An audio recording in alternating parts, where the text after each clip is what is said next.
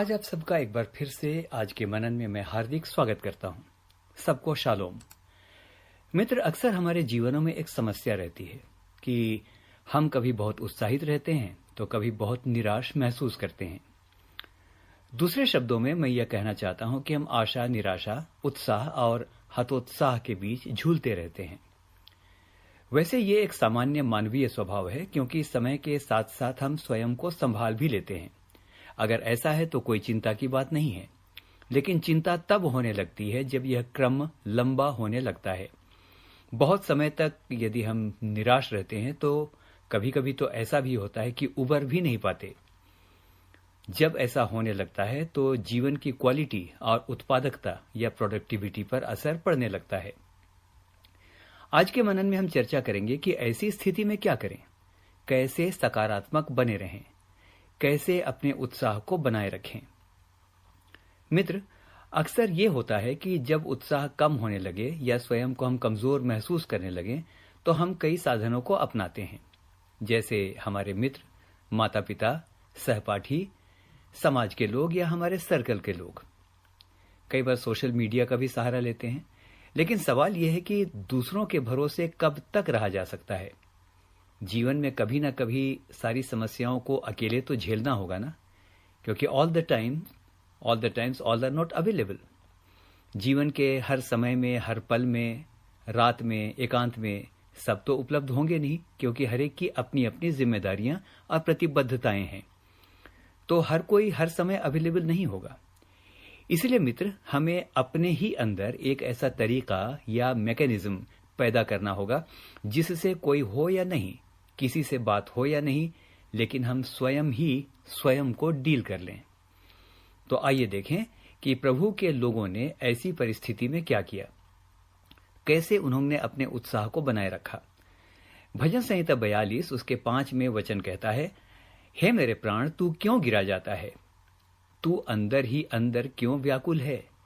परमेश्वर पर आशा लगाए रख, क्योंकि मैं उसके दर्शन से उद्धार पाकर फिर उसका धन्यवाद करूंगा।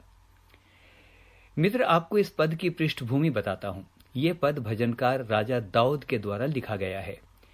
यह भजन उसने तब लिखा जब वो बहुत बड़े संकट में पड़ा और उसकी सेना हार गई थी और उसकी संपत्ति भी लूट ली गई थी। वो बहुत निराशा की स्थिति में था, कोई बात करने वाला नहीं था। वचन बताता है कि उसके अपने लोग भी युद्ध में पराजय के लिए उसे ही दोषी समझ रहे थे और उसे पत्थरवाह करने की चर्चा कर रहे थे।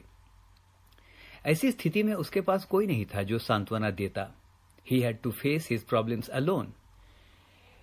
इस हालत में जब कोई बात करने वाला नहीं है या नहीं था, दाऊद ने अपने मन से ही बात करनी शुरू की।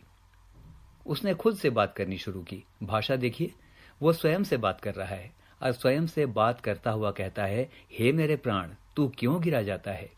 हे मेरे मन, तू क्यों व्याकुल है? देख, तेरे लिए अच्छा ही होगा। परमेश्वर पर आशा लगाए रख, वही तेरा उद्धार करेगा। So friends, he is talking to himself. मित्र, होता यह है कि संकट के समय हम यहां वहां भागते हैं और सोचते हैं कि कोई हमारी सुन ले, गिड़गिड़ाते हैं, थोड़ा तो समय दे दो, आप बात नहीं करोगे तो क्या होगा, है ना। कई बार हम लोगों के सामने गिड़गिड़ाते हैं, लेकिन जैसा मैंने शुरू में कहा, क्या सबके लिए हमारे लिए उपलब्ध होना संभव है? वो भी हर समय? शायद नहीं। तो ऐसी स्थिति में कहना चाहता हूं कि दाऊद वाला तरीका अपनाइए। खुद से बात कीजिए, खुद को समझाइए कि परमेश्वर भला ही करेगा। खुद को सलाह दीजिए, खुद को ही सांत्वना दीजिए। मनोविज्ञान में इसे ऑटो सजेस्टिव मोड कहते हैं। रिपीट करूंगा, it is called auto suggestive mode, जबकि आप अपने आप को ही सलाह देते हैं। मित्र, आप निराशा की स्थिति में एक काम और कर सकते हैं। आप लिखना शुरू कीजिए। टूटा फूटा लिखिए, कोई बात नहीं। डायरी लिखिए, खुद को पत्र लिखिए, खुद को ईमेल कीजिए, खुद को ही पोस्ट कीजिए और उसे पढ़िए। आप कहेंगे, मैं कैसी अजीब बात कर रहा हूं, ये क्या वचन के अनुसार है? मित्र, ये अजीब बात नहीं है, ये बिल्कुल वचन का तरीका है। जरा सोचिए, राजा दाऊद ने युद्ध के मैदान में या अपने दुख के समय में जब इस बात को लिखा तो क्या वो गीत बनाने के लिए इसे लिख रहा था? नहीं। राजा दाऊद ने भी तो संकट के समय जो लिखा वो डायरी नुमा किसी चीज में लिखा होगा ये बाद की बात है कि उसके लेखन ने बाद में भजन का रूप ले लिया। तो मित्र, ऑटो सजेस्टिव मोड से हम कई बार निराशा से बाहर आ सकते हैं। आपको पता है, इन दिनों मैं स्वास्थ्य संबंधी समस्याओं से जूझता रहा हूं। ड्राइव करते समय, घर में अकेले या मन ही मन, इन दिनों मैंने बहुत काम किया है। यानी ये काम मैंने बहुत किया है। जीवन में जितने भी गीत लिखे, वे गीत मैंने लिखने के लिए नहीं लिखे, लेकिन स्वयं को सांत्वना देने के लिए, प्रभु की स्तुति करने के लिए लिखे, जो आज ना जाने कितने लोगों के लिए आशीष का कारण बन गए हैं। So write to yourself, talk to yourself and speak to yourself. अपने आप को सांत्वना दीजिए, तू चिंता मत कर, क्योंकि प्रभु तेरे लिए सब कुछ पूरा करेगा। जैसा दाऊद कहता है, मेरा यहोवा मेरे लिए सब कुछ पूरा करेगा। एक दो बातें नहीं, सब कुछ। दूसरी बात आपको बताना चाहता हूं, यदि आप हमेशा उत्साह में बने रहना चाहते हैं तो एक काम बहुत जरूरी है, और वो ये कि आपके पास कोई ना कोई लक्ष्य हो, कुछ ना कुछ करने के लिए हो, कुछ ऐसी वैल्यूज हो जिनके लिए आप जी सकें या जिनके लिए जिया जा सके। जीवन में निर्धारित लक्ष्य ही हैं जो आपको मोटिवेटेड रखते हैं। आइए राजा दाऊद के जीवन को एक बार फिर से देखते हैं। क्यों वो हमेशा आनंद से भरा रहा? क्यों वो कहता है कि मेरा कटोरा उमड़ रहा है? वाई ही सेज दैट यहोवा ही मेरे आनंद का विषय है, और वो आनंद से छलछलाता है। वाई? क्योंकि उसके पास जीवन का लक्ष्य था। भजन संहिता 132 उसके 4 में वो कहता है, न अपनी आंखों में नींद और न अपनी पलकों में झपकी आने दूंगा जब तक मैं यहोवा के लिए एक स्थान न बना लूं। मित्र, उसके जीवन के सामने एक लक्ष्य था जो उसके उत्साह का कारण था कि वो परमेश्वर के लिए भवन बनाना चाहता था। नीति वचन 4 उसके 25 में राजा सुलेमान लिखता है, तेरी आंखें सामने की ओर और तेरी पलकें आगे की ओर खुली रहें। इस पद का क्या अर्थ है? इस पद का अर्थ है, तेरी आंखों के सामने हमेशा एक लक्ष्य हो। मित्र, लक्ष्यहीन व्यक्ति निराश हो जाता है। क्या करूं? अब किसके लिए जीऊं? Life has no meaning. अब मेरे प्रियो, क्योंकि कोई टारगेट नहीं होता, धीरे धीरे वो अवसाद या डिप्रेशन का शिकार हो जाता है। आपका लक्ष्य होना चाहिए, इतने दिनों में पूरा वचन पढ़ लूंगा, इतने समय में अपना कार्य पूरा कर लूंगा, इत्यादि। मित्र, आप डीमोटिवेटेड नहीं रहेंगे। अंतिम बात और तीसरी बात, निराशा से बचने के लिए एक और बात ध्यान में रखिए।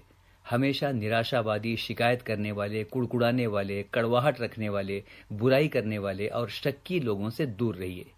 याद रखिए, आप उनका भला तो नहीं कर पाएंगे, लेकिन वे घसीट कर आपको निराशा और नकारात्मकता के गर्त में डुबा देंगे। अच्छे लोगों की संगति रखिए। अगर अच्छी संगति नहीं मिलती है तो अकेले ही रहिए, अपनी संगति कीजिए। Talk to yourself and go to the self और ऑटो सजेस्टिव मोड। भजन संहिता 1 में एक अत्यंत प्रसन्न व्यक्ति की परिभाषा इस प्रकार से दी गई है। यह व्यक्ति कभी भी फ्रस्ट्रेटेड नहीं होता। देखिए क्या उस व्यक्ति के बारे में लिखा है, वो दुष्टों की संगति में नहीं बैठता और न पापियों के मार्ग में खड़ा होता है, लेकिन वो तो दिन रात, ये नहीं कि दिन को कुछ सोचे रात को कुछ सोचे, नो, वो तो दिन रात परमेश्वर की व्यवस्था से प्रसन्न रहता और उसी पर ध्यान करता रहता है। वाह मित्र, जो दिन रात भली बातों पर ध्यान दे, दिन रात जो भली बातों को सोचे और परमेश्वर का ध्यान करे। अगर कोई ना मिले तो खुद से बात करे और वो कहे मैं कभी अकेला नहीं हूं, क्या वो कभी निराश हो सकता है? मैं समझता हूं कदापि नहीं। आप में से हर एक को परमेश्वर बहुतायत के साथ आशीष दे। आमीन और फिर से आमीन।